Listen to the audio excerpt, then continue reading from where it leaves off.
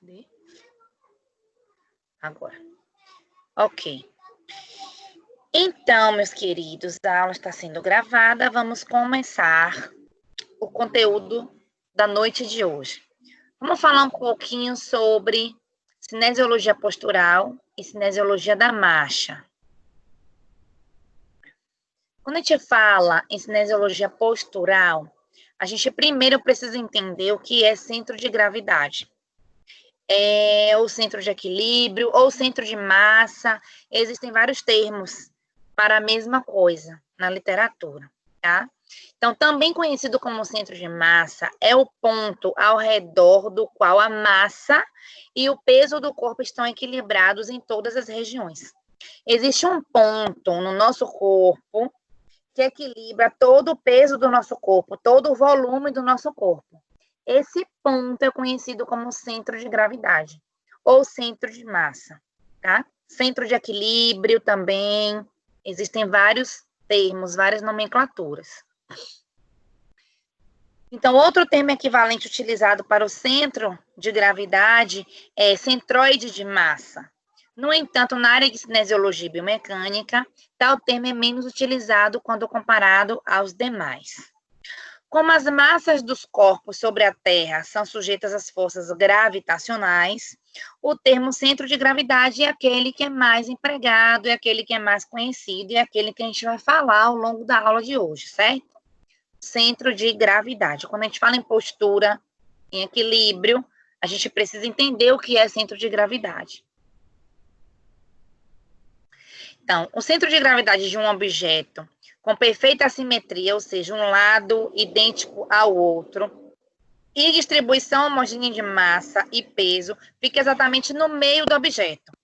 Então, se eu tenho um corpo simétrico, sem nenhum desvio postural, se eu não estou gestante, se eu não estou muito gordinho, se eu não estou carregando um peso, se eu tenho um corpo simétrico, onde o lado é exatamente igual ao outro, e a distribuição do peso ela é igual também, o centro de massa vai ser no meio. Eu vou dizer exatamente onde é o nosso centro de massa, tá?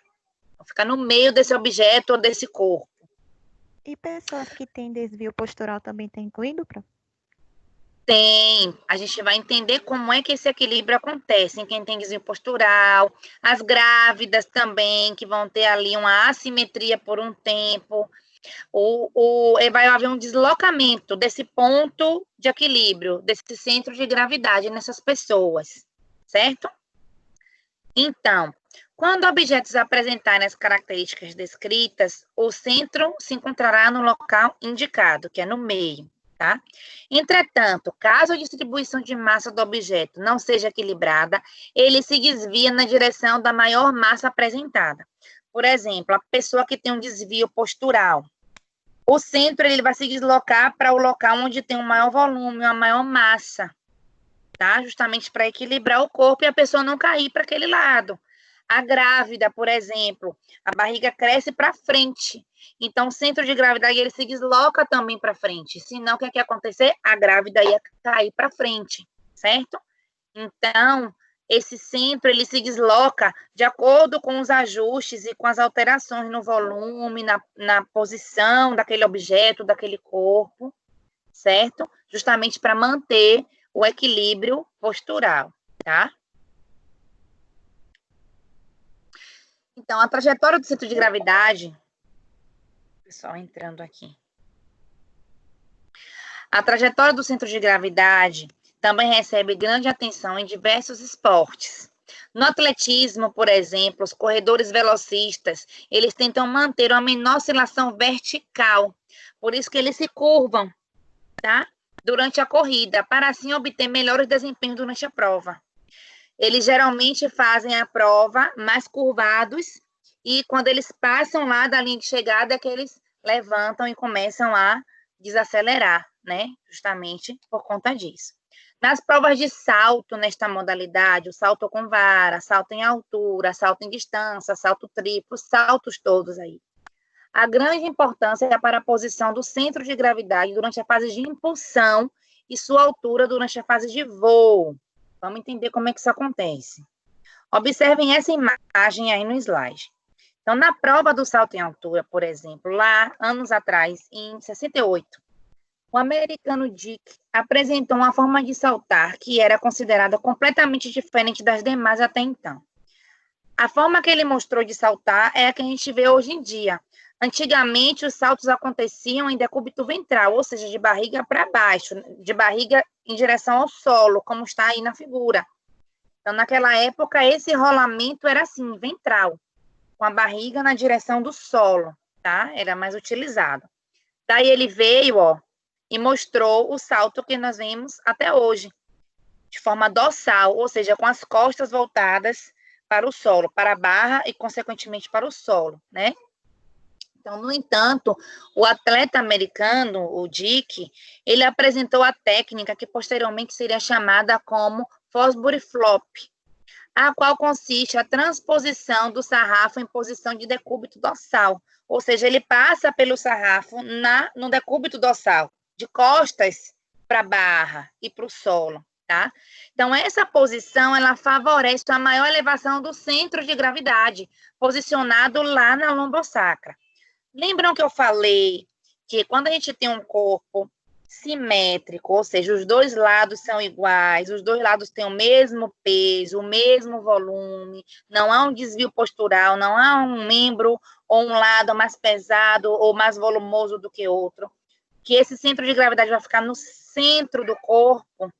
Então, nosso centro de gravidade, ele fica ali na região pélvica, na parte da lombosacra, entre a lombar e o sacro, bem ali na articulação lombosacra, que a gente já viu, né, nas nossas aulas anteriores. Fica bem ali. Quando o atleta faz o salto dessa forma, adotando a postura dorsal, com o dorso do corpo passando em cima da barra, ele impulsiona o centro de gravidade para cima, tentando atingir uma maior altura no salto. Diferente do decúbito ventral, que era... Cadê? Que era esse aqui, utilizado lá na década de 60, tá? Então, o centro de gravidade, ele é importante no rendimento do atleta. Entender onde ele fica e a sua importância no deslocamento do corpo faz toda a diferença em algumas modalidades esportivas, tá? Esse aqui é um exemplo clássico delas. E de lá para cá, a gente vê o salto acontecendo exatamente dessa forma, né? Ô, Pro, repete aí, por favor. Lá no outro salto, que é com o decúbito ventral, o centro de gravidade está onde? Tá na parte posterior, na articulação lombosacra, tá? Ah, Quando... E na flop? Isso, na flop, ele tá no mesmo lugar, só que a posição dá um impulso maior na hora do salto, fazendo ele ir mais alto, entende? Atingindo uma maior altura. O simples fato de ele mudar o decúbito faz com que ele alcance e atinja uma maior altura, possibilitando essa maior altura. Entendeu? Certo. Então, é essa a diferença. Vamos lá. Então, olha ali, o centro de gravidade apontado ali, certo? Bem ali entre a lombar e o sacro, bem no meio do corpo. Olha ali na figura. Exatamente no meio do corpo, né? Então, o centro de gravidade corporal está localizado próximo à junção lombosacral, bem ali. No entanto, qualquer movimento pode alterar essa localização. Ele está ali no movimento, a pessoa em pé, mas lembra que eu falei, se a pessoa está grávida, esse centro vai se deslocar para frente, que é onde vai ter o maior volume, o maior peso. Se essa pessoa tem um desvio postural ou está carregando uma sacola, por exemplo, foi ao mercado, né? Está descarregando a compra. Se você carrega o peso das sacolas somente de um lado, você faz um desvio postural, né? Para poder sustentar o peso, e ao mesmo tempo você faz um contradesvio para alinhar o seu centro de gravidade. Ele desloca, certo? Senão você ia cair para o lado do peso, tá? Então, esse centro de gravidade, ele vai alinhar o seu equilíbrio diante dessas situações, certo? Então, qualquer movimento pode alterar esse centro de gravidade, sendo que em certas posições, a posição dele pode ser localizada fora do corpo, certo? Como quando a pessoa fica na ponta dos pés, tá? Para ela não cair, esse centro de gravidade, ele atua ali para manter essa pessoa em equilíbrio, senão ela ia tombar, certo? E tem algo também que vocês precisam entender quando a gente fala de postura, que chama estabilidade. Então, a estabilidade ela é definida como a resistência tanto da aceleração linear quanto angular, ou como a resistência em romper o equilíbrio. Em alguns tipos de movimentos, os atletas procuram aumentar ou diminuir a estabilidade de forma proposital. Eu vou trazer alguns exemplos para vocês. Então, aqui, ó, ali na primeira imagem, o centro de gravidade está mais ou menos no mesmo lugar que ele é, né? A pessoa está de cabeça para baixo, mas o centro de gravidade está ali no meio, tá? Dividindo ali os corpos, o volume do corpo, enfim. Na segunda imagem, a pessoa está apoiada no único membro, né? Com os braços ali para trás, uma posição ali diferente. O centro de gravidade, ele se desloca um pouco para frente, tá? Para poder manter ali o equilíbrio, certo?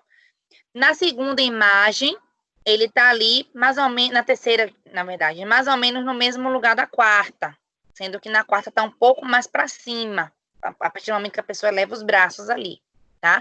Então, eu tenho o centro de gravidade, que é essa bolinha vermelha, a linha de gravidade é esse pontilhado que passa, e eu tenho essa base azul, que é a estabilidade.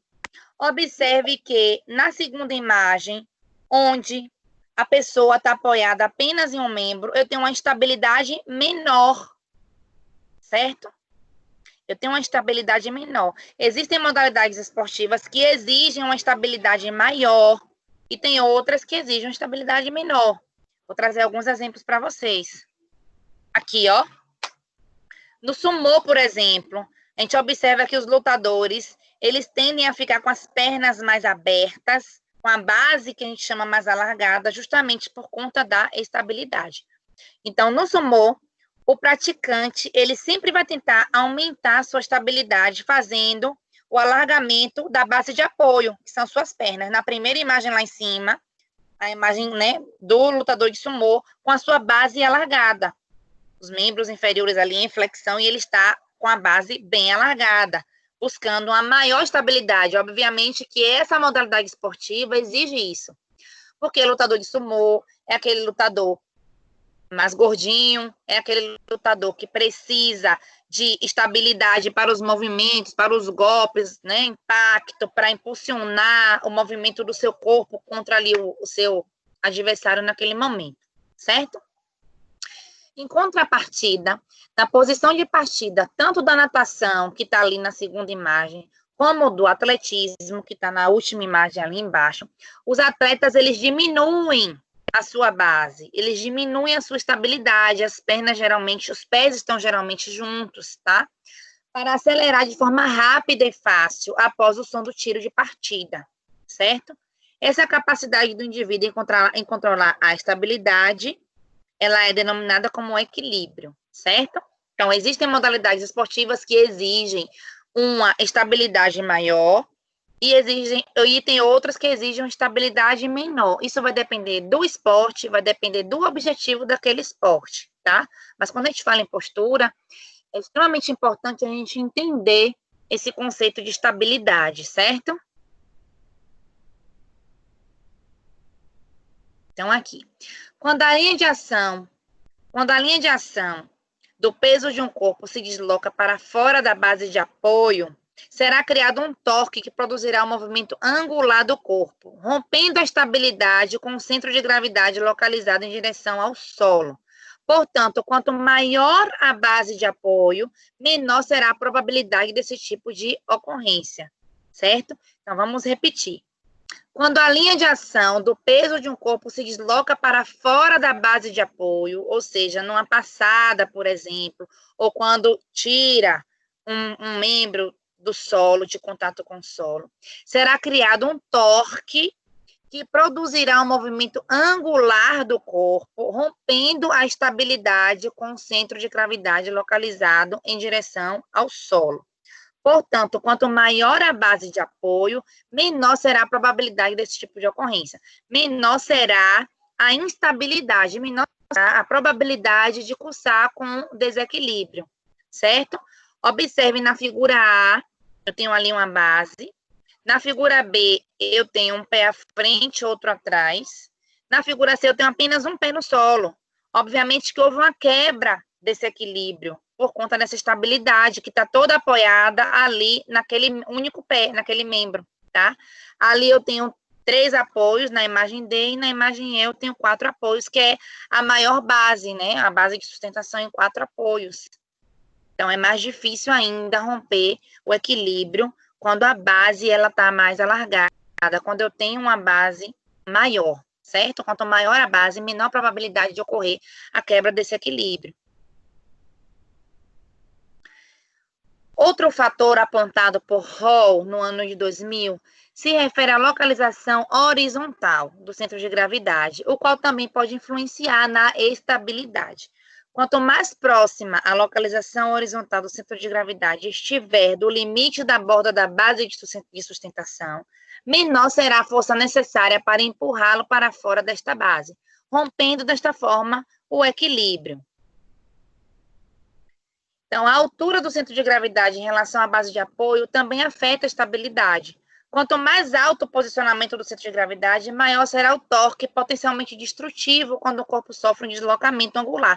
Por isso que o atleta, ele se curva no momento de correr, né? Em outras palavras, maior será a chance de mudar a posição desse corpo. Ele vai ser mais susceptível ao desequilíbrio, quanto mais distante esse centro de gravidade estiver. Então, por isso que algumas modalidades existe a adoção dessa postura. A corrida, ele curva e corre. O ciclista, né, também ali, a própria bicicleta já é configurada para aquela posição ali, para não ficar ali tão alto, né, adotar aquela postura para favorecer aquele esporte que ele está ali praticando, tá? Então, existem alguns princípios importantes relacionados à capacidade do corpo em manter o equilíbrio. Então, quanto os demais fatores são mantidos constantes, a capacidade de um corpo se manter em equilíbrio, ela vai ser aumentada por alguns princípios. Quais são eles? Uma maior massa corporal, um maior atrito entre o corpo e a superfície ou as superfícies de contato, aumento do tamanho da base de apoio na direção da linha de ação de uma força externa, posicionamento horizontal do centro de gravidade próximo à borda da base de apoio sobre a força externa atuante, que são esses exemplos que eu dei para vocês, corrida, ciclismo, enfim. Posicionamento vertical do centro de gravidade o mais baixo possível, tá? Então, esses são alguns princípios importantes que estão relacionados com essa capacidade do corpo manter o equilíbrio. Então, quando os demais fatores são mantidos constantes, a capacidade do corpo se manter em equilíbrio, ela vai ser aumentada por esses fatores, certo? E aí a gente vai falar um pouquinho sobre a marcha, tá? Existe a marcha normal e existem algumas marchas patológicas, que a gente vai falar hoje também. E a gente vai entender como é que ocorre a marcha e por que é importante a gente entender sobre a marcha, tá? Então, a marcha ela é definida como a maneira ou estilo de caminhada de cada pessoa. Como cada um anda, como cada um caminha. Vocês já pararam para observar que as pessoas andam de forma diferente? As pessoas falam muito o andar, né? O andar de fulano é assim, o andar de Beltrano é assim. Na minha família, por exemplo, todo mundo anda igual. Eu ando igual a minha mãe, que anda igual ao meu avô, que anda igual ao meu tio e por aí vai. Minha filha anda, a minha mais velha, anda igual a mim. Então, existe um padrão. Eu já ando diferente de minha prima e do meu esposo e da minha sogra, enfim. As pessoas desenvolvem um padrão de caminhar, uma forma de andar. E é isso que a gente chama de marcha. Tá? Então, a maneira ou estilo da caminhada. Mas, independente da sua forma de caminhar ou o seu estilo de caminhar, a marcha ela é única. Ela é composta por fases e ciclos. E as pessoas vão ter fases e ciclos da marcha, independente do seu estilo, da sua forma, da sua maneira de caminhar. Esse estilo e essas fases, esses ciclos, eles só vão ser modificados diante de algum problema, uma doença, né, um quadro patológico, alguma coisa do tipo. Fora isso, a marcha ela é composta por ciclos e fases, e a gente vai entender hoje como é que acontece isso, certo? Então, um ciclo de marcha é o período em que o caminhar de um pé toca o solo até o momento em que ele volta a tocá-lo, tá? A gente vai entender o que é isso, mas vamos lá, fixem isso na cabecinha de vocês. Um ciclo de marcha é o período em que o calcanhar de um pé toca o solo até o momento em que ele volta a tocá-lo, certo? Então, de acordo com o autor, né? Esse aí trecho eu tirei do livro didático. De acordo com o autor, partindo do ponto de vista funcional, a marcha possui 3 tarefas fundamentais, a saber, aceitação do peso, apoio simples e avanço do membro. Esses são as 3 tarefas fundamentais da marcha. Então, vamos repetir. Aceitação do peso, apoio simples e avanço do membro, certo? Vamos entender como é que é isso. Isso aqui eu tinha colocado em tópico, mas enfim. Então, vamos lá, olha aqui a imagem, né? Para compreender melhor como cada tarefa está relacionada ao movimento da marcha, vamos observar a figura. Observem que eu vou ter 2 fases. Uma fase que chama fase de apoio e a outra fase de balanço, que a gente vai destrinchar muito bem essas fases hoje aqui, tá? A fase de apoio, entendam que é aquela fase que tem relação com o contato do membro no solo. Essa é a fase de apoio. A fase de balanço é a fase em que o membro não está em contato com o solo. Geralmente, elas são oscilantes. Enquanto um membro está na fase de apoio, o outro está na fase de balanço. Geralmente é assim que acontece a oscilação da marcha. Enquanto um membro está numa fase, o outro está na outra, certo? Geralmente é assim, tá? Desculpa, cansaço. Então, a princípio, eu quero que vocês vejam essa imagem e memorizem isso para não esquecer mais. Nós desenvolvemos a marcha, a marcha é o estilo e a forma de caminhar, né, das pessoas. Geralmente, cada um tem o seu jeito de caminhar. Isso tem relação com vários fatores. A maneira como você aprende a andar, a forma como você vê outra pessoa do seu cotidiano andar, enfim. E a marcha, ela é dividida em fases e em ciclos. E eu estou apresentando para vocês as fases.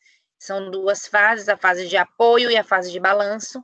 A fase de apoio é a fase onde há contato do membro inferior com o solo.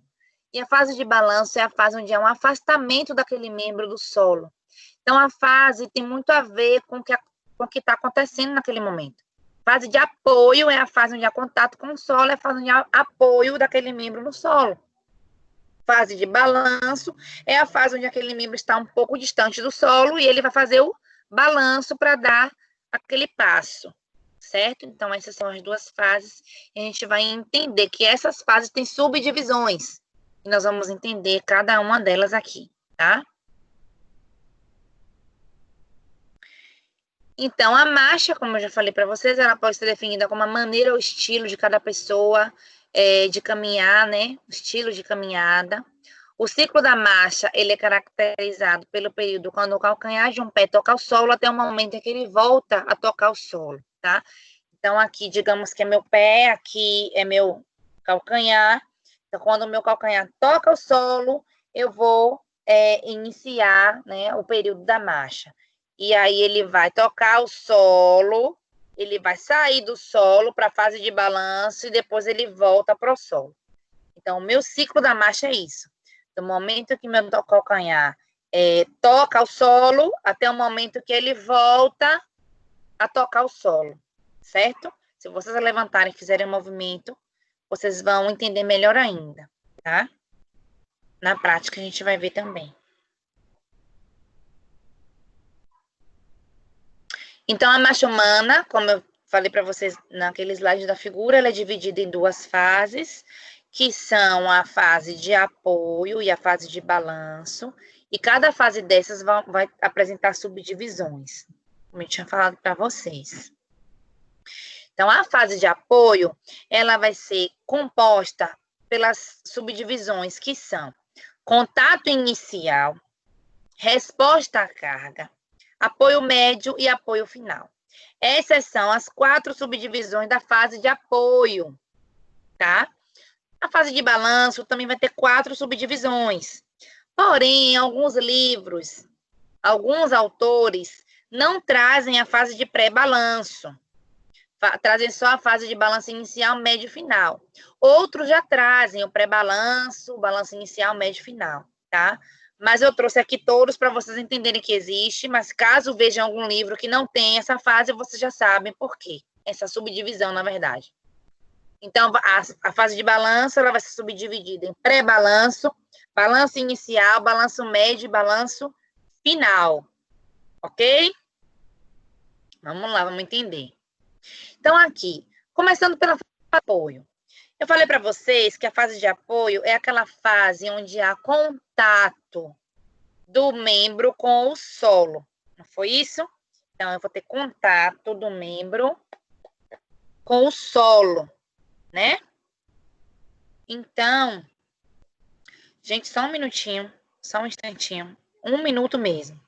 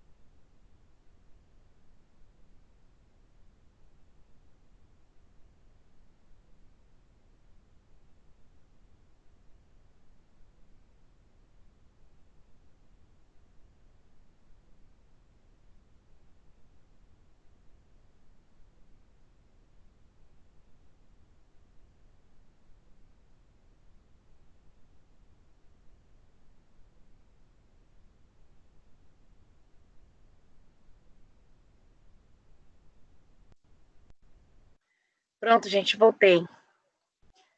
É que eu tô à frente aqui de uma unidade de Covid e às vezes acontecem algumas coisas e eu não posso deixar de atender. Mas vamos lá. Vamos voltar para o nosso foco, que é a nossa aula, né? Vamos lá. Eu falei para vocês que a fase de apoio é aquela fase onde há um contato daquele membro com o solo, tá? Deixa eu transmitir para vocês, na minha época de estudante, qual foi a minha dificuldade em aprender marcha. Eu senti dificuldade em dissociar na minha cabecinha uma fase da outra, porque eu idealizava tudo no mesmo membro. Quando eu comecei a entender que, enquanto um membro está na fase de apoio, o outro está na fase de balanço, as coisas começaram a clarear na minha cabeça, tá? Então, é uma dica que eu dou para vocês. Se eu tenho um membro na fase de apoio, eu vou ter o outro na fase de balanço, porque ninguém, né, a gente anda oscilando uma perna e a outra, né? O princípio básico de sair do lugar é oscilar uma perna e a outra, não é isso? Então, assim, uma dica. Na minha época de estudante, pouquíssimos anos atrás, porque eu sou uma pessoa super jovem, eu tive essa dificuldade. Então, a dica, dissociem isso da cabecinha de vocês. E sempre lembrem, quando um membro está na fase de apoio, em contato com o solo, o outro vai estar na fase de balanço, tá? Porque essa oscilação é necessária para que o caminhar aconteça, certo? Então, talvez isso já ajude um pouquinho vocês aí na hora de entender a marcha da forma como deve ser entendida, certo? Então, vamos falar um pouco das subdivisões da fase de apoio. Eu já falei para vocês quais são elas. Contato inicial, resposta à carga, apoio médio e apoio final, né? Então, agora vamos falar o que é, de fato, cada subdivisão dessa. Parece muita coisa, né? Parece que vai pirar o cabeção, mas não é. É simples. Abra uma caixolinha que vocês vão ver que marcha é um assunto super tranquilo, tá? E gostoso de estudar. Quando a gente entende, é maravilhoso. Vocês vão começar a olhar as pessoas na rua e identificar qual é a fase e a subdivisão que aquela pessoa tem algum problema, ou como é que ela está andando, enfim. É muito legal. Mas vamos lá. Vamos falar do contato inicial. Contato inicial é a primeira subdivisão da fase de apoio, tá? Então, é o contato com o solo, com o calcanhar. Contato inicial, quando a gente vai andar, né? Pensando no primeiro passo, tô ali, ó, em pé, com meus pezinhos ali juntinhos, vou dar o primeiro passo. Vou esquecer essa fase de levantamento aqui, eu vou partir do primeiro contato com o solo. Calcanhar, tá? Ó, o movimento geralmente é esse. Se a pessoa não tiver uma patologia ou não tiver um padrão muito calcanhar. Tem pessoa que pisa com médio pé, né? Tem pessoas que pisam com antepé. Meu marido, ele anda, a sandália gasta toda na frente. Mas, enfim, só para vocês entenderem, mas 90% das pessoas, calcanhar, tá? Então, é o contato do calcanhar com o solo. É o Oi? Tem alguém pedindo para entrar na sala. Não apareceu para mim, não. Aqui tá, não tem ninguém, não tem nenhuma solicitação. Tá no link certo? Vê se tá no link certo. Depois daquelas confusões que a gente teve por causa de link, pode ter acontecido isso. Aqui tá zerado de solicitação para mim.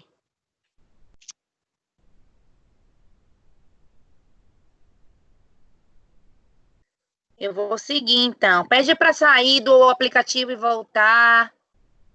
Sai, volta, solicita de novo, tenta ingressar de novo, que aí eu aceito aqui. Mas aqui tá normal. Tem os 15 alunos assistindo a aula e nenhum solicitado. Certo? Então, vamos lá.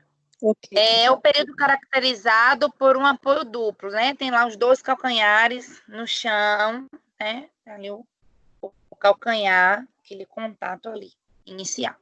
Resposta à carga. O peso do corpo é transferido à perna e o pé desce em direção ao solo.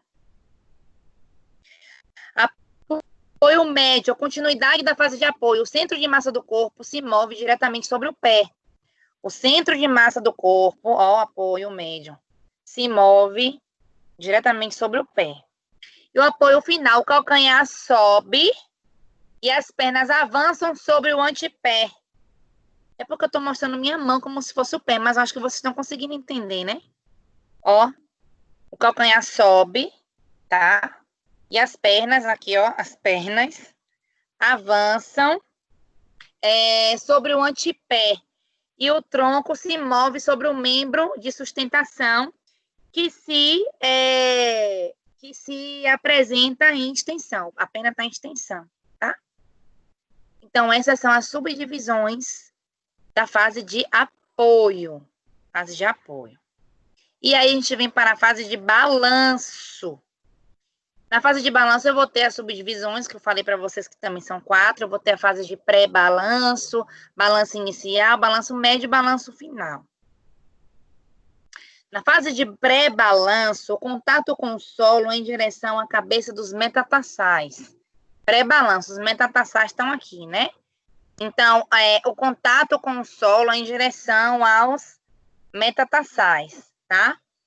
Coincidindo com o pé oposto, o qual faz contato, certo? A gente tem que pensar no pé que a gente está falando da fase e no pé oposto, porque eles estão ali. Existe um momento em que os dois pés estão no solo, tá? Então, é nesse momento de pré-balanço, junto com a fase final da fase de apoio, certo? Apoio final, tá? Coincidindo com o pé oposto, o qual faz contato, certo? Esse período termina com o levantamento dos dedos, tá? Então, ó, levantamento dos dedos, é o pré-balanço. O balanço inicial é o momento em que o pé não está mais em contato com o solo. Lembrem sempre que a fase de balanço, o pé está fora do solo. A não ser o pré-balanço, que ainda há contato, que é a fase onde o pré-balanço é a fase que coincide com o apoio final, tá? Que é a fase onde eu vou ter os dois pés no solo, um finalizando a fase e o outro iniciando a outra, certo? Então, na fase do balanço inicial é o momento em que o pé não está mais em contato com o solo. Nessa subdivisão, com o pé levantado, os joelhos eles vão se flexionar. Eles se flexionam para encurtar a perna e atender à necessidade de aceleração, certo? Para dar seguimento ao passo. Vem a fase, então, de balanço médio, que ocorre quando a tíbia se apresenta perpendicular, ou seja, reta, ao solo, durante a fase média do balanço. Eu vou mostrar a figura, vai ficar mais fácil para vocês. E o balanço final é a fase final de balanço, quando a perna se prepara para fazer contato com o solo novamente, aí vai fazer o contato com a primeira subdivisão da fase de apoio. E aí vai dando sequência, cada fase, cada subdivisão, certo? Eu estou falando uma a uma, mas entendo que isso é muito dinâmico. À medida que a gente vai andando, essas subdivisões vão acontecendo. As fases vão acontecendo, oscilando umas às outras, né? De apoio, balanço, apoio, balanço, apoio, balanço, né? E as subdivisões vão acontecendo simultaneamente também, tá? Vamos lá. Então, olha aqui, essa imagem é super didática. Parem um pouquinho, olhem a imagem, analisem a imagem e vejam junto comigo. Toque do calcanhar. Estou falando aqui do ciclo da marcha, né? Inicial, 0%. Apoio plantar, é o apoio dali do médio pé. 10% de 0%. Isso aqui eu estou falando do ciclo da marcha completo, né? 10% desse ciclo da marcha, tá? O apoio médio, 10% a 30%. Observem na imagem o toque no calcanhar. Depois eu vou, que é a primeira subdivisão da fase de apoio. Depois eu vou para o apoio plantar, né, o apoio médio, a elevação do calcanhar, que é o apoio final, olha ali, a bolinha está indicando um calcanhar elevado, né? Depois eu vou seguindo para o desprendimento do pé do solo.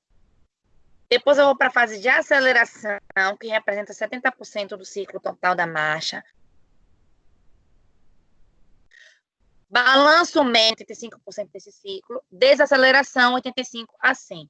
E aí vai tudo de novo, certo? Então, 60% do ciclo da marcha está voltado para a fase de apoio e os outros 40% para a fase de balanço, tá? Então, eu tenho muito mais tempo de contato com o solo no ciclo da marcha do que não contato com o solo, que é a fase de balanço, certo? Tá claro até aqui?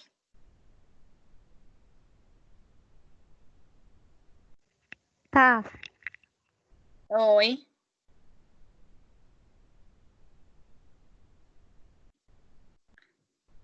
Quem foi? Alguém passando aí, quem é?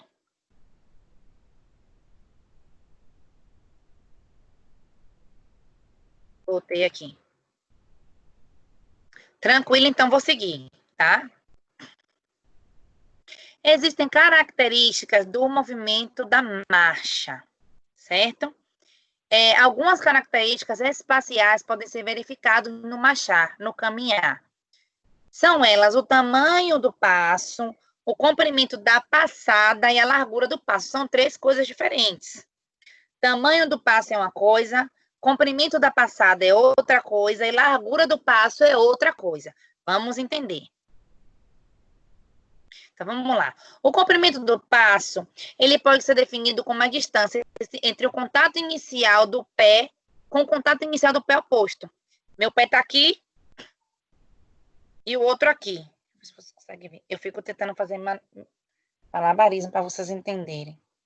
Então, isso aqui é o passo, é a distância entre o pé e o outro. Por exemplo, entre um pé e o pé oposto. É um passo, tá? Dê um passo à frente. Um passo à frente é você dar um passo mesmo. Então, aquele passo, aquela distância entre entre o pé esquerdo e o direito que você deslocou para frente é o passo.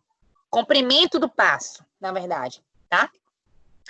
O comprimento da passada é a distância entre o contato inicial de um pé e o contato inicial do mesmo pé, tá? Então, não é mais o espaço entre o pé direito e esquerdo.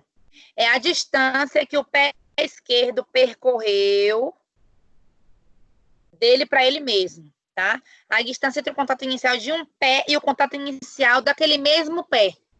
Quando ele finaliza lá o ciclo por completo, certo? Eu vou mostrar na imagem, vai ficar mais claro. E a largura do passo é a distância entre os dois pés, certo? Uma base mais larga, uma base mais estreita, é essa a distância entre os dois pés, tá? Mensurada do ponto médio do contato de um calcanhar até o ponto médio do calcanhar do membro oposto, no membro contralateral. Vamos ver na imagem, aqui. Imaginem a pessoa aí em pé, tá? Essa pessoa deu um passo com o pé esquerdo. Em vermelho, eu tenho o comprimento do passo, que é a distância de um pé para o outro. Certo? Mas aí essa pessoa deu um passo e deu outro passo com outro membro. Ele deu uma passada, que é a distância entre o membro, entre o contato inicial daquele membro com ele mesmo, tá? Ele fez uma passada, certo? Acho que a imagem ficou mais clara do que a minha explicação, com minhas mãozinhas tentando imitar os pés. Então, comprimento do passo. Agora apareceu aqui, Raíza. Já aceitei.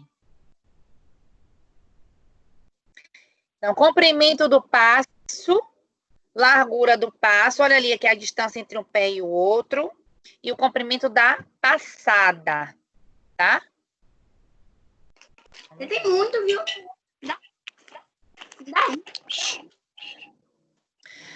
Existem também características temporais relacionadas ao tempo, né? Como a velocidade, a duração do passo e a cadência. Nós vamos entender também. São outras 3 características diferentes, tá? Essas aqui são características espaciais, que têm relação com o espaço. Tamanho do passo, tamanho da passada e largura do passo. Agora, nós vamos falar de 3 características temporais, que têm a ver com o tempo. Velocidade, duração do passo e cadência. Vamos, então, entender. A velocidade, ela pode ser considerada como a distância coberta durante uma unidade de tempo. Isso é a definição de velocidade. Cadência é o número de passos completos por unidade de tempo, geralmente 1 minuto. Quantos passos foram dados em 1 minuto? Isso é a cadência. O número de passos por unidade de tempo, geralmente adota-se o minuto, tá? Cada pessoa vai possuir a sua velocidade de caminhada. Tem pessoas que andam rápido, tem pessoas que andam mais lento. Essa variabilidade pode depender do comprimento da passada devido ao comprimento da perna. Então, o comprimento da perna pode definir o seu ritmo de passadas, consequentemente, o seu caminhar. Algumas patologias também podem interferir nisso. Por exemplo, a pessoa com Parkinson, ela tem a passadinha, os passinhos curtos, tá? É uma outra variação acometida, por conta da doença, da patologia, certo? Então, essas são as 3 características temporais que têm relação direta com o tempo. Velocidade, que é a distância coberta durante uma unidade de tempo, a cadência, que vai ser o número de passos por unidade de tempo, geralmente adota-se o minuto, então, número de passos em 1 minuto, quantos passos foram dados em 1 minuto, isso vale muito como meta. Então, iniciei aqui um treino para alguma modalidade esportiva que exige velocidade, exige mais passos, enfim. Então, iniciei o treinamento com X passos em 1 minuto. Meu foco, minha meta vai ser, daqui a tanto tempo, estar realizando tantos passos em 1 minuto, certo? Então, é variável isso, cada pessoa tem sua velocidade, tá? Quem nunca, né? Quem nunca saiu com um amigo que anda devagar? E quem nunca saiu com um amigo que anda rápido demais, que você tem que correr para acompanhar? Então, as pessoas têm velocidades diferentes. Isso é natural, extremamente natural. O tamanho da perna pode interferir, uma patologia pode interferir, o ritmo da pessoa mesmo, a pessoa é uma pessoa acelerada, uma pessoa ataque, né? E às vezes a pessoa é mais lenta mesmo, mais zen, anda mais devagar, apreciando a natureza, apreciando a vida, respirando fundo. Aquela Professora. Professora. Oi. O que aconteceria no caso se a pessoa tivesse uma atrofia, tanto muscular como óssea, poderia causar problemas no padrão de marcha? Com certeza. Nós vamos ver, eu trouxe para vocês 3 marchas patológicas que a gente vai falar, tá? Só um minutinho de novo, vou passar a bola aqui só para...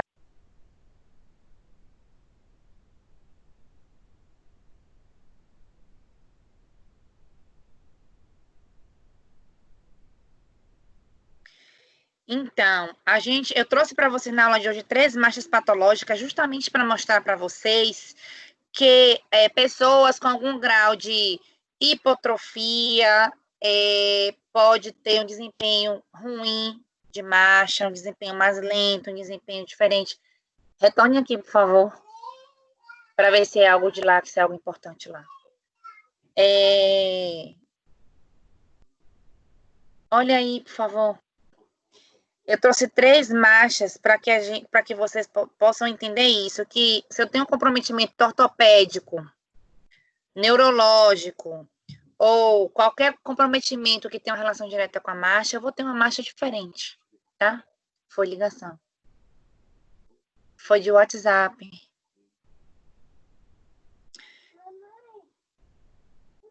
Então, vamos lá. Respondi, Rafael. Mas vai chegar o slide que vai ter a marcha, eu trouxe algumas marchas e vocês vão entender melhor. Vai chegar esse slide, mas até aqui deu para entender? A sua pergunta foi respondida? Foi sim, professor. Obrigado.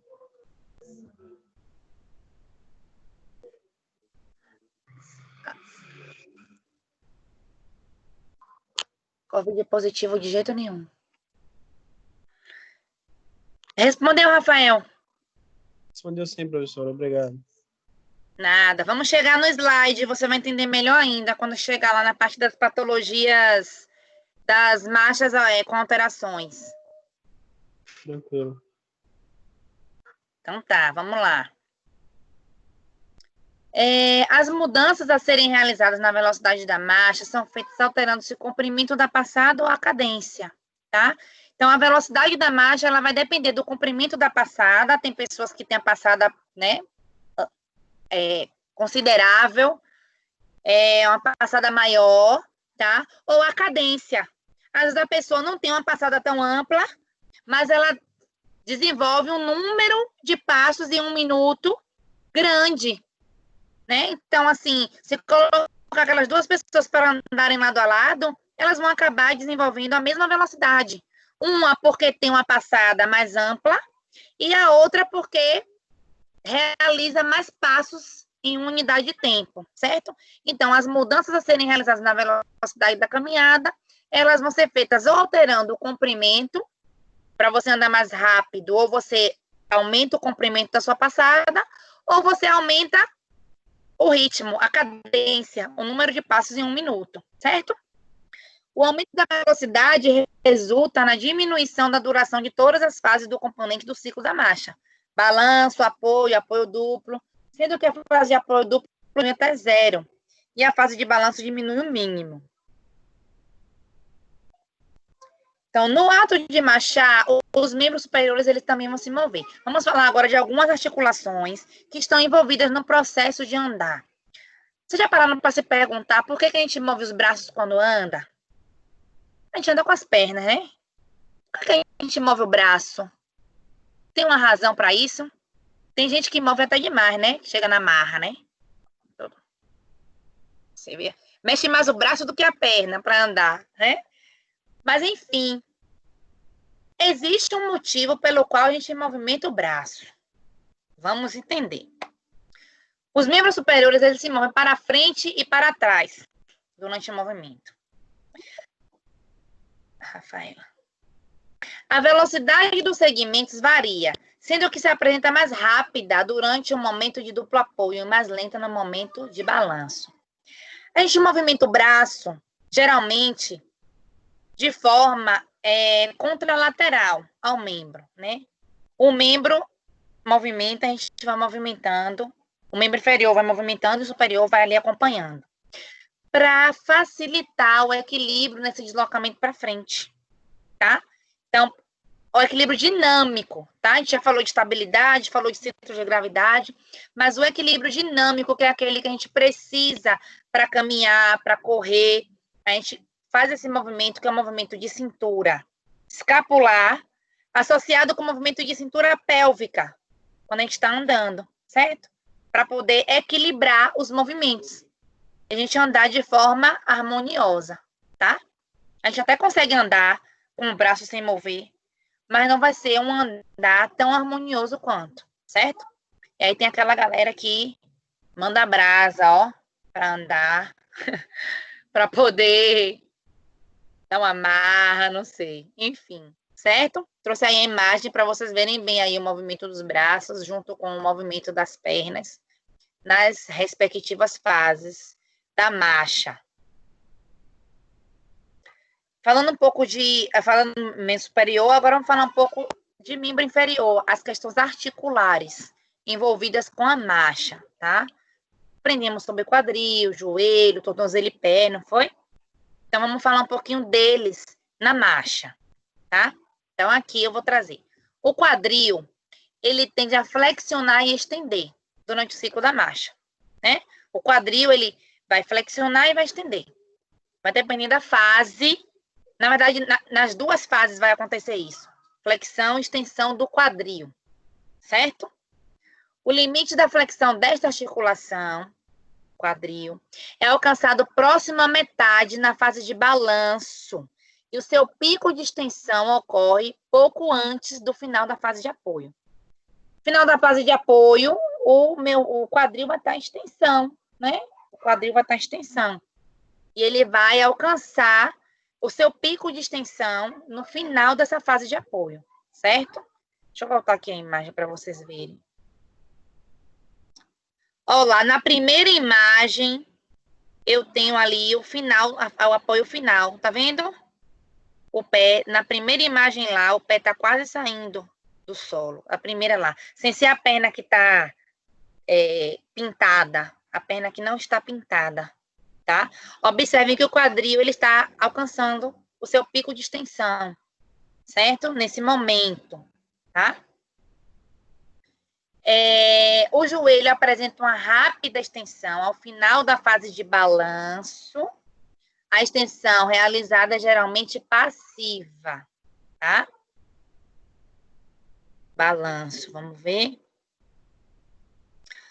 Final da fase de balanço, figura 1, 2, 3, 4,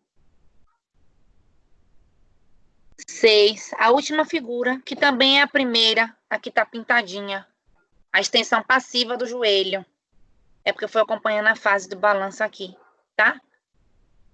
O joelho está ali em extensão passiva, na fase final de balanço. O tornozelo se apresenta em posição neutra de dorsiflexão no momento do contato inicial. Olha ali o contato inicial na primeira imagem também. né? Dorsiflexão. Certo? Existem outros tipos de marcha, a gente vai entrar um pouquinho na dúvida de Rafael, que pode ser a dúvida de outros também. A marcha ela ainda pode apresentar diferentes características, sendo que o seu padrão de movimento vai variar a partir de patologias neurológicas ou ortopédicas. Então, a pessoa, se tem um problema ortopédico ou neurológico, ela pode apresentar, sim, uma alteração na sua marcha, tá? Os padrões de marchas afetados por patologias ortopédicas tendem a ser mais susceptíveis à correção, quando comparados àquelas neurológicas, que geralmente a lesão neurológica é mais complexa do que a lesão ortopédica. E geralmente as lesões ortopédicas, elas são temporárias. Você teve uma fratura, você teve uma entorse, você vai ficar um tempo ali imobilizado e depois você vai retornar à sua marcha normal. Depois de adaptação, e fisioterapia e reabilitação, você vai voltar à sua marcha normal. Geralmente, o acometimento neurológico, não. Aquela marcha, ela vai ter uma alteração permanente. Ou a pessoa já vai nascer com aquele acometimento, porque já nasceu com alguma patologia neurológica, ou ela vai adquirir uma patologia. O Parkinson, por exemplo, ele vai desenvolver na terceira idade, geralmente, né? Não havia uma regra, mas acontece mais na terceira idade.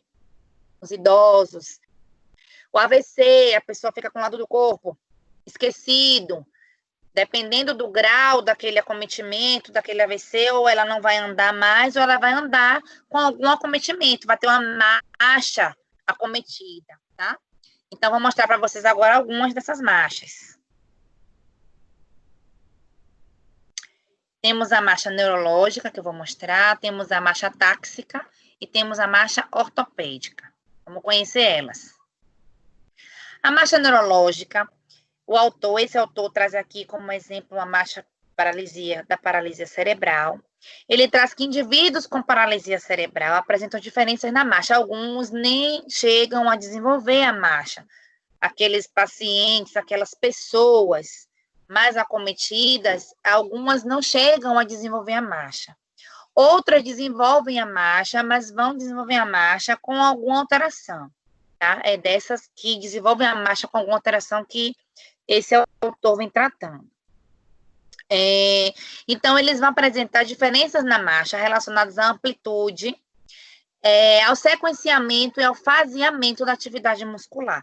Pode ser por uma alteração muscular, geralmente nesses pacientes. Eles não têm um desempenho muscular que uma pessoa sem esse acometimento tem. Eles vão ter hipotrofia, eles vão ter tônus, hipertonia. Então, isso tudo dificulta o processo de sequenciamento da marcha. Dificulta o bom desempenho de cada fase, tá? Então, durante a marcha, o contato inicial costuma ser feito com o joelho em uma flexão significativa, seguido de uma extensão ou flexão excessiva ao longo da fase de apoio. Nesses pacientes, a fraqueza muscular do gastrocnêmio impede a restrição do movimento da tíbia para a frente do apoio, fazendo com que o joelho permaneça em flexão. Ou seja, o gastrocnêmio, ele vai apresentar fraqueza de gastrocnêmio, e esse gastrocnêmio, às vezes, vai ter hipertonia. Nem sempre o músculo hipertônico é um músculo forte, tá? Então, favorecendo esse padrão em flexão, o que vai dificultar esse processo também, em relação à marcha, tá? A falta de flexão dorsal no tornozelo afeta o movimento da tíbia sobre o talos, agindo para acessar o movimento anterior do tronco. Então, assim, existe um comprometimento em grupos musculares específicos para o desempenho adequado da marcha.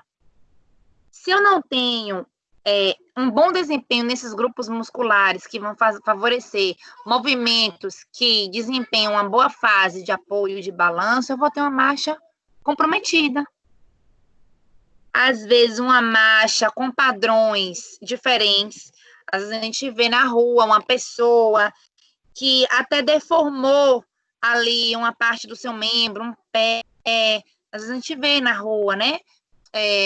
O pé numa posição diferente, a perna numa posição diferente do habitual, porque aquela pessoa, ela acaba tentando adequar a sua marcha para ficar o mais dentro do padrão de marcha fisiológico possível, tá? E aí acontece que a marcha, ela vai ser realizada, a pessoa vai conseguir se locomover, mas ela não vai desempenhar essa fase de apoio, de balanço, da maneira que deveria, por conta desses acometimentos musculares e articulares, por consequência, certo? Temos também a marcha táxica, é um tipo de marcha desencadeada também por patologia neurológica. Ela possui um comprimento de passo desigual, com largura irregular, configurando uma marcha sem ritmo. É aquela marcha que não vai ter. A marcha, todos nós temos uma marcha rítmica, né? A largura do passo, ela tende a ser a mesma, passada, tem um ritmo para caminhar. Essas pessoas não vão ter esse ritmo. Elas vão ter uma marcha sem ritmo, tá? A relação entre as fases de movimento é alterada e os braços frequentemente não apresentam balanço, tá? Vai haver uma dificuldade de equilíbrio também. É um movimento com base ampla, incapacidade de regular a postura, certo? Alguns pacientes com sequelas, com problemas neurológicos vão apresentar esse tipo de marcha. E existe a marcha ortopédica. Essa marcha ortopédica, ela é muito comum em casos ortopédicos mesmo, pós-traumas, lesões. Pode ser uma lesão crônica, por exemplo, uma hernia de disco, que comprimiu o nervo ciático, que está gerando dor naquele membro, enfim, pode acontecer também. Mas os casos de trauma são mais frequentes, tá? Então, pode ser relacionado à fraqueza muscular, às restrições de movimento no quadril, joelho e tornozelo, por alguma razão, tá? Em certos casos, pode apresentar marcha antálgica. O que é marcha antálgica? É uma marcha que ela se adapta para que aquela pessoa não sinta dor. Ela tem um problema no joelho, ela vai adaptar a marcha dela para que aquele joelho, naquele momento, não sinta dor. Então, geralmente, ela vai claudicar. O claudicar é o quê? Mancar. Às vezes a pessoa está ali e você pergunta, gente, está mancando? É por quê? Menino, tô com uma dor aqui no joelho, rapaz, eu não sei o que é. E aí vai andando todo descompensado para não sentir dor. É o que a gente chama de marcha antálgica. É uma marcha para combater o quadro álgico. Por isso que a gente chama antálgico, tá? Menino, por que você tá com... Não sei, rapaz, eu tô com uma dor aqui nesse tornozelo. Torceu não torci não, mas tô aqui com uma dor, eu não sei o que é. E vai andando ali, como a gente chama, né, mancando, por conta daquela dor. O mancar é, na verdade, a marcha antálgica, certo? Vamos lá. Um exemplo de marcha ortopédica básico é a entorse do tornozelo. Torceu o tornozelo, imobilizou, não houve indicação de imobilizar, foi algo leve, enfim. Independente disso, aquele tornozelo vai ter dor. A pessoa vai sentir dor. E ela vai andar, ela vai desenvolver a marcha dela de uma forma que não doa, ou que doa pouco. Ela não vai... A fase de apoio, principalmente, quando põe carga naquele membro que está doendo, vai doer mais. Então, geralmente, a fase de apoio é a fase mais comprometida nesses tipos de lesão, tá?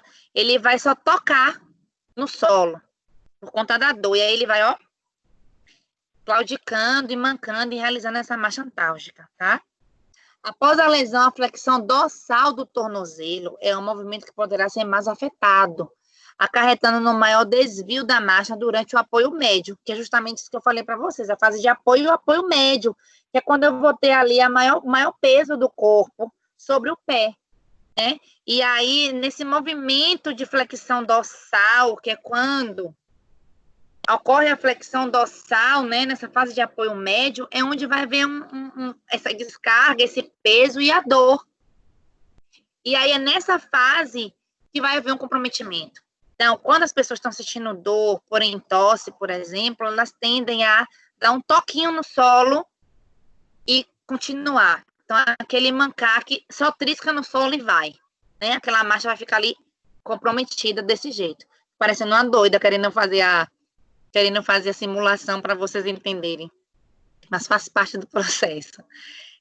Dependendo do grau de redução de flexão dorsal, os dedos podem acabar não se afastando o suficiente do solo, se o tornozelo não conseguir realizar a flexão dorsal até a posição neutra. Quando isso acontece, o indivíduo afasta o pé do solo durante o balanço, aumentando a flexão do quadril e do joelho ou rodando o membro durante o balanço. Então, tudo isso acontece para que ele evite esse quadro de dor que a entorse pode promover, sobretudo nessa fase de apoio, né? Onde o médio pé, o apoio médio, onde o pé está ali recebendo o peso do corpo nesse momento e precisa fazer uma dorsiflexão, né? A dorsiflexão, nesse momento vai haver um maior comprometimento. E aí ele vai tentar compensar de todas as formas possíveis, e é essa compensação que vai alterar, né, toda a sua marcha, tá? E é isso, meus queridos. O conteúdo de postura e marcha é esse, tá? Eu vou abrir para as dúvidas e depois, posteriormente, eu vou falar sobre o nosso trabalho e vou falar novamente sobre a aula prática, as aulas práticas, porque tem muita gente que entrou depois na aula, não ouviu a parte inicial. E para que vocês, né, de fato, fixem essa informação na cabecinha de vocês, tá? Mas, primeiro momento, dúvidas?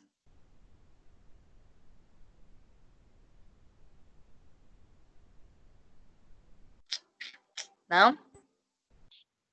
Professora, eu tenho Oi. Oi, Rafael. os tipos de pisada, professora, pode causar diferença na intensidade de algum exercício, tipo a pisada pronada, a pisada neutra, a pisada supinada? Com certeza. Com certeza. Aí vai justamente naquilo que nós discutimos na última aula de cinesiologia e biomecânica de tornozelo e pé, tá? Se eu tenho um pé pronado, eu vou acabar tendo um geno valgo, que é o joelho junto. Eu vou acabar tendo uma rotação em quadril. E eu vou acabar tendo uma marcha. Eu até posso desempenhar minha marcha com todas as fases, apoio, balanço, normal. Mas se eu for praticante de alguma modalidade esportiva, aquele pé pronado pode alterar o meu desempenho, dependendo do esporte que eu pratique, tá? Então, o ideal é que aquela pessoa corrija aquilo, se for passível de correção, para poder melhorar o seu desempenho na modalidade esportiva que ela se propôs. Ou ela escolheu uma modalidade esportiva que não seja influenciada pelo seu pezinho pronado ou supinado, enfim, né? Mais ou menos isso, certo? O ideal é procurar corrigir o problema. Tem casos que a correção acontece, né? Puxando a brasa para minha sardinha, para isso que existe a fisioterapia. Então, ela busca corrigir aquele problema para que ela obtenha um melhor desempenho.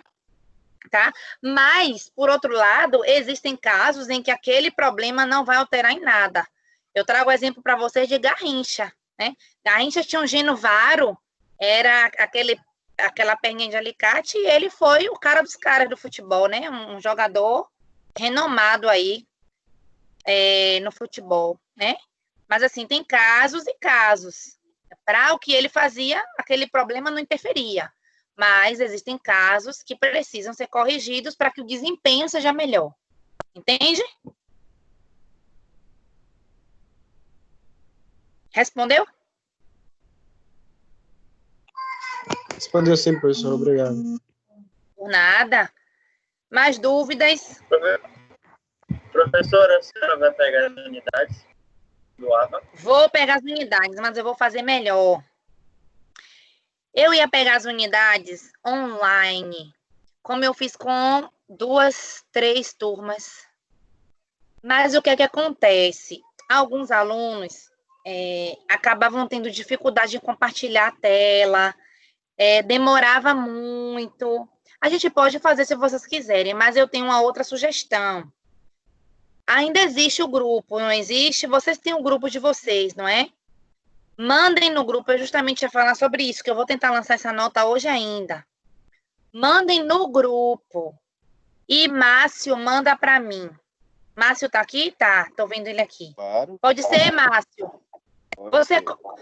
você pega todos, quando clica, que fica azulzinho, né? Você vai botando todos e manda tudo para mim de uma vez. Aí eu recebo, por exemplo, tem 18 alunos aqui na aula de hoje. Então, o Márcio vai me mandar esses 18, e ali eu vou ter um controle dos 18 e já lanço a nota. Eu só vou orientar vocês da seguinte forma. Quando vocês abrem a disciplina da gente, não tem um menu, tem uma parte que, se você clicar no seu perfil, vai abrir o seu nome, mas as bolinhas pretas das unidades vão ficar do lado. Aí eu vou conseguir ver o nome da pessoa e vou conseguir ver as bolinhas de que fez todas as atividades. Aí eu já vou lançar a nota certinho. Deu para entender? Professora, eu entendi. Agora tem um probleminha na minha unidade.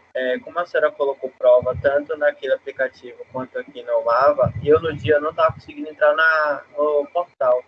Aí eu fiz pelo aplicativo. E aí minha porcentagem de atividade está um pouco baixa por conta que está dando que eu não entrei na prova. Mas eu já sei sua situação, Tiago. Mande o print, que aí eu já sei o que foi que aconteceu, entendeu? Não tem problema não, eu lanço a sua nota. Pronto. Viu? Meu. Então, o print é isso. Deixa eu parar a gravação, porque depois vocês vão ver a aula e fica essa parte só de... Deixa eu parar aqui. Só de tirar a dúvida de trabalho. Tirar minha dúvida.